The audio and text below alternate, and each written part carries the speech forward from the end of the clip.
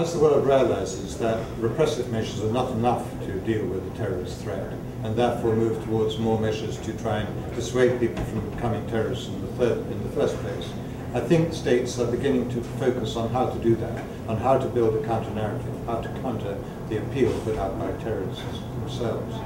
And really there's three groups that they target here. First, there's the group of violent extremists who are committed to violence, who probably are best brought to justice and dealt with in that way. Second, there's the group of radicalized people who may be occasionally violent, but are not necessarily committed to violence, who can be perhaps brought around by rehabilitation programs, de-radicalization programs, and things like that, which are growing around the world. And third, there's a group of people who are susceptible to radicalization and therefore to violence of one remove. And those people are a key audience for member states of the United Nations and for the international community generally, because those people are the key people to not only prevent further terrorist acts, but also to prevent others around them adopting terrorism as a tactic themselves. And to do that, states really have to do three things. First of all, they have to craft a message which is going to be convincing to people who may be lured by the appeal of terrorism. And that message has to attack this false legitimacy claimed by terrorist groups. It has to attack their credibility, and it has to show their irrelevance to the real world that the rest of us live in. Second, having crafted the message, they have to identify the messengers, the people who are going to take that message. And those have to be people with real credibility. And the best people to do that are people who themselves perhaps have been involved in violence and have found that it's not the right road. Those people know what took them to violence, therefore they know what triggers might have the same effect on others. So they're very credible and effective messengers. And the third thing that the states have to think about is the medium that they're going to use. And generally, this will now be the internet in such a globalized world that we live in.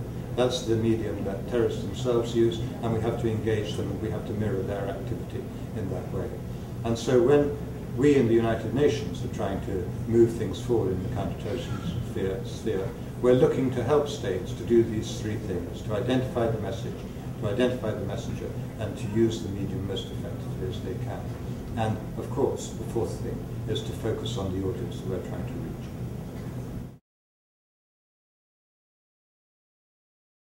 Non-governmental organizations, human rights organizations can actively engage terrorist groups in a human rights conversation. It's a little contentious for a number of reasons, the main reason being that most NGOs, most non-governmental organizations, most international lawyers would say that human rights are something that really accrue to governments. Governments sign human rights treaties, non-state actors don't, and so it's not really possible to talk about human rights within the context of the activities of non-state actors like terrorist groups. I was arguing that we've actually moved a little bit beyond that, that international law is evolving. Certainly we have changed the way we talk about transnational corporations in the last 20 years. We do talk about human rights obligations for mineral extraction companies, oil companies operating in the Amazon basin, the Niger Delta, for example, have been accused of human rights violations and been pressured to demonstrate more sensitivity in the way that they interact with indigenous peoples, local communities, and indeed the way that they damage the environment and impact communities that were living there before they came to extract the various minerals that they're after. And so we have had campaigns against groups like Shell, like BP. Most recently, for example, Greenpeace has been going after Nestle, the chocolate manufacturer. So we're arguing that much like transnational corporations, terrorist groups have a distinct personality that's more than just the individuals, the sum of the parts, the individuals who make up the organization, and that they have narratives that are powerful and out there in the world and are encouraging other people to replicate their activities. There's something you might describe in the modern world as crowdsourcing, or often it's referred to as franchise terrorism. Just the example inspires other people to go out and carry out acts. So that means that we need to be countering the narrative that inspires people to go out and do this act. And we believe, or at least I believe, that perhaps the best way of doing that is by using the concept of human rights and a conversation about human rights to criticize the value system being advanced by the terrorist organizations. The bottom line is that in the terrorism business and in the counterterrorism business, legitimacy is coin of the realm. It's all about legitimacy. It's all about appealing to your constituency and convincing your constituency that what you're doing is justified and right.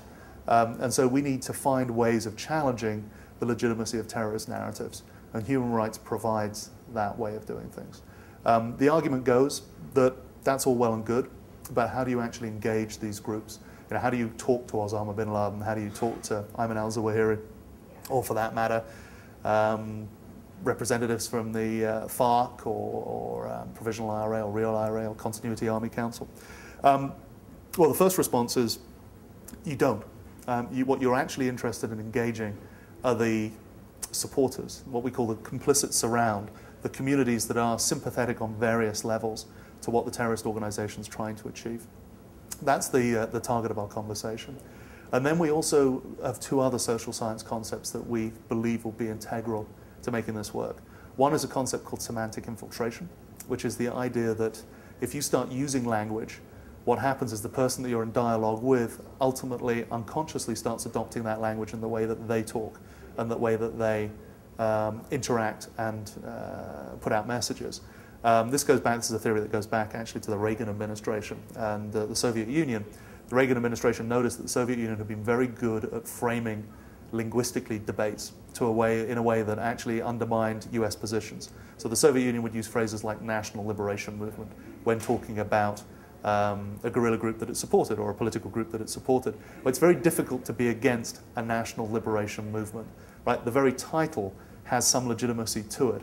And so if you're always on the wrong side of that kind of argument, it's very difficult. The peace movement is another example the Soviet Union used very well. Very difficult to be against a peace movement. So what happens is you start using these terms because that's the term that your interlocutor is using. And you start off using them in air quotes, and then before you know it, you're actually using those terms as a normal part of your discourse. Well, if you look at terrorism statements, and I've found statements by Shining Path and by Osama bin Laden, where the phrase human rights is already in there, in air quotes, right? It is a legitimacy frame that they already engage, not one that they accept, but it's one they're already talking about. So that's an open door that we can push at. It gives us a way into the conversation.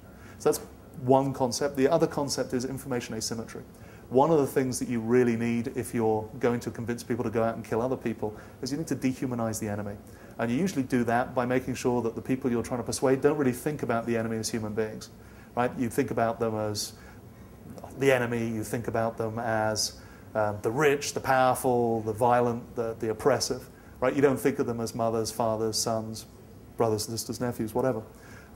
That's information asymmetry, right? You only get one side of the argument, you don't hear the other side of the argument.